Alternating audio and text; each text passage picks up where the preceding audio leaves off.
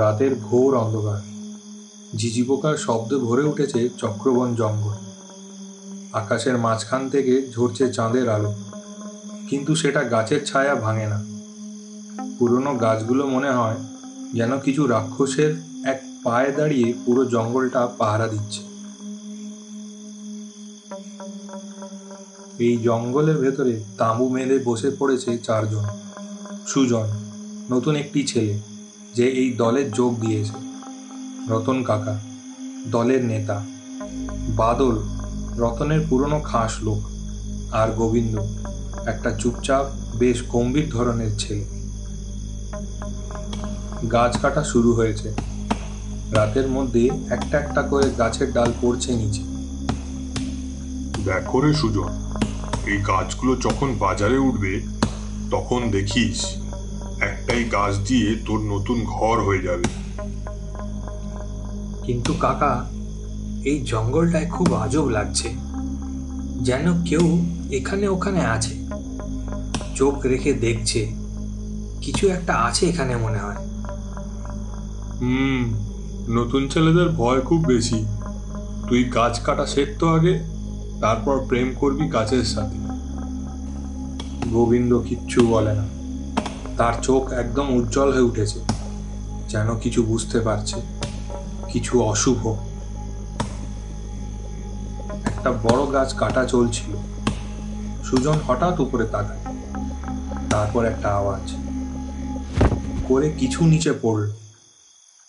সবাই ছুটে আসে। মাটিতে একটা লাশ, মাথার খুলি বেরিয়ে গেছে, গায়ে পচা মাংস। সবাই হতবাক। ও মা গো, এ তো মানিকদা। উনি তো ছিলেন আমাদের ফরেস্ট গার্ড, কিছুদিন ধরে হারিয়ে গিয়েছিল। কিন্তু এই লাশ এখানে কেন? কেউ ওনাকে কি এখানেই মেরে ফেলেছে নাকি?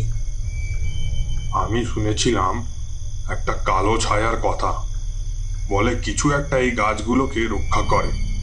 ভেবেছিলাম গল্প মাত্র।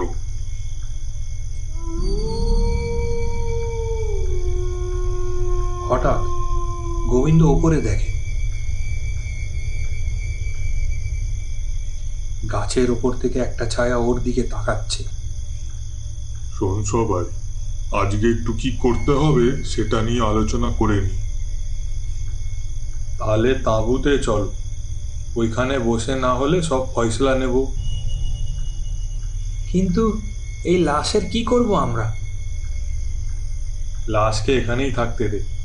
গোবিন্দ, তুই চাদর নিয়ে এসে এটাকে ঢেকে দে, আর আমি আগুনের ব্যবস্থা করছি।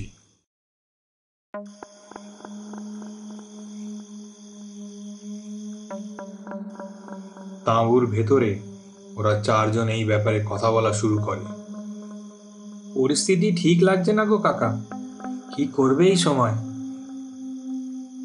আজকে আর কিছু করা যাবে না, রাত ভালো গভীর হয়েছে। লাশকে এখানেই থাকতে দাও গো খুড়ো। গোবিন্দ আর আমি কাল ভোরে গিয়ে বন দপ্তরে খবর দিয়ে আসি। হ্যাঁ, এটাই বরঞ্চ ঠিক। তাহলে তোরা আগুনটাকে জ্বালিয়ে রাখিস, আমি আর সুজন রাতে জেগে থাকবার চেষ্টা করব। এত কথা চলাকালীন গোবিন্দ কিছু একটাও বলে না। তাতে রতন জিজ্ঞাসা করে, হ্যাঁ রে গোবিন্দ, তুই এত চুপ কেন? কিছু বলছিস না দেখছি। আমি ছায়াটাকে দেখেছি, গাছের ওপরে ছিল। উফ, গোবিন্দ, তুই থাম তো একবার। আগে সুজন শুরু করেছিল, এবার তুইও শুরু করেছিস। কোনো ছায়া নাই রে, মানিকদার লাশটা অনেকদিন ধরে অমনি থাকাতে পচে গেছে। বাদলের এই কথা শুনে গোবিন্দ আর কিছু বলে না। তাতে রতন বলে ওঠে, ঠিক আছে, তোরা দুজনে এখন নিজের তাঁবুতে যা, কাল ভোরে আবার বেরোতে হবে। হ্যাঁ, সবাই একটু সতর্ক থাকিস। রাত আরো বড় হয়ে চলছে। তারা দুটো তাঁবুতে ঘুমোতে চলে যায়, কিন্তু রাতের মধ্যেই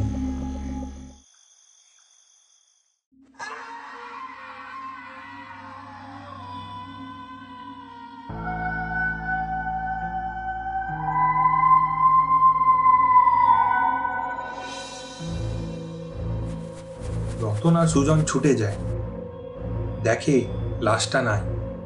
যেখানে লাশ ছিল সেই জায়গায় পুড়িয়ে ছাই হয়ে গেছে। তাঁবু থেকে একটা আওয়াজ, বিকট আওয়াজ করে কিছু একটা চিবিয়ে খেয়ে ফেলেছে মনে হচ্ছে। কাকা, আমার ভয় লাগছে, কিছু তো ঠিক নেই এখানে। ভেতরে কিছু আছে, এইরকম কিছু হবে বলে একটা বন্দুক এনেছিলাম আমি। গুলি করলে হয়তো জীবজন্তুটা পালিয়ে যাবে।